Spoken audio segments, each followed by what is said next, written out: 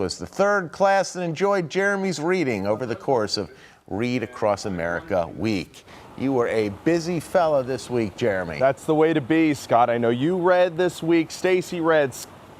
Steve read. So many of our news personalities were out in the communities this week, and that's what makes this so special. You know, we're so intertwined with all of you, and we're grateful to be welcomed into your communities and into your schools to read to your kids. I met some aspiring wrestlers today, dirt bikers, YouTubers, a very smart group of kids with Mr. Little's class. Thank you for inviting me to the principal of the school, Kevin Haley. I appreciate your invitation to the school. It was really a wonderful time reading. And solitary animals are very interesting. The sloth is a solitary animal, so is the eagle. I didn't know that. There's no word that has a group of eagles or a group of sloths because they travel alone, same as octopus. Very interesting stuff. All right, let's talk about the rain that we've been seeing. Most of it has been dry today, but there were a few sprinkles early this morning, amounted to a few hundredths of an inch across the region.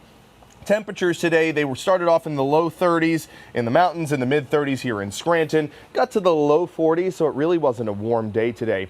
And we have been in the upper 30s since the sun has set. Temperatures east of Center County in the 30s and 40s, only topping out at 34 degrees in Mount Pocono. Watch what happens when I show you western Pennsylvania. 71 today in Pittsburgh.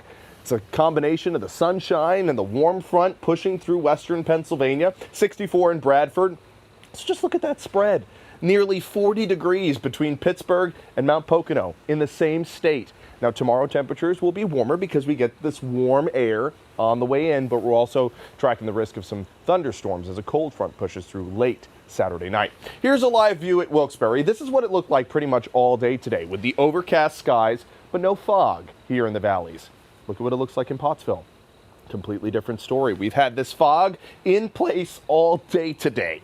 Not breaking out to sunshine, not even breaking out to overcast skies. We've had the fog in place all day. That's very rare. Normally, throughout the daytime, the fog burns off. It did not burn off today, and we still are under a dense fog advisory for Schuylkill and Monroe counties, where the visibility is down to near zero. 39 is the current temperature.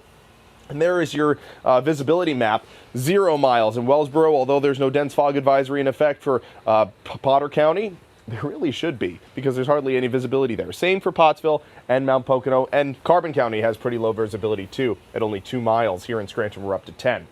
Temperatures right now in the low 30s for the Poconos. We're below the freezing mark in Sturruca, whereas we're still in the low 40s for the Susquehanna Valley. Although it looks like it's clear on radar, we have this layer of clouds overhead for sure. I can see it here in the backyard. And we have this cold front that's on the way. Notice the energy involved here from on Toronto back towards Arkansas.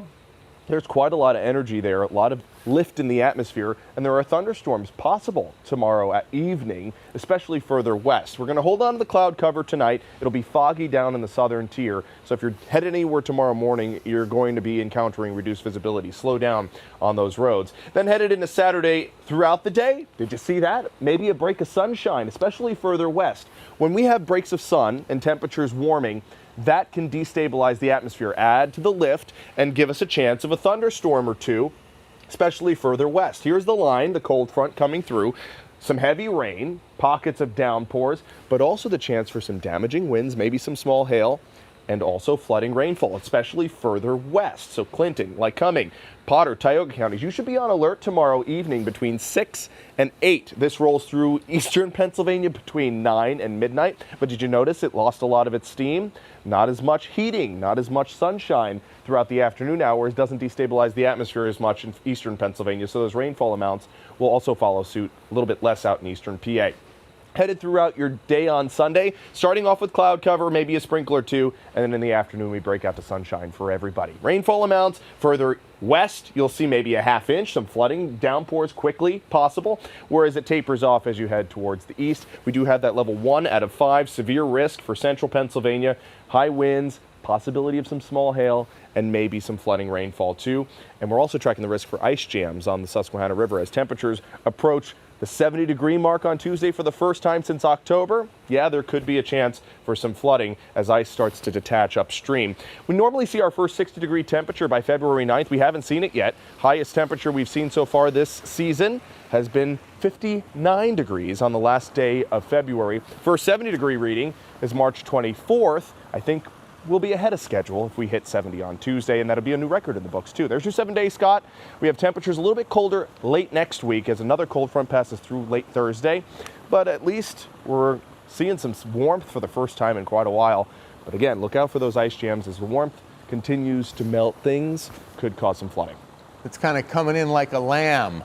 Yeah, let's not talk too soon, right? Because we know how it goes out if it comes in like a lamb. I know, I jinx this every time. Have a good weekend, You too, Jeremy. Scott.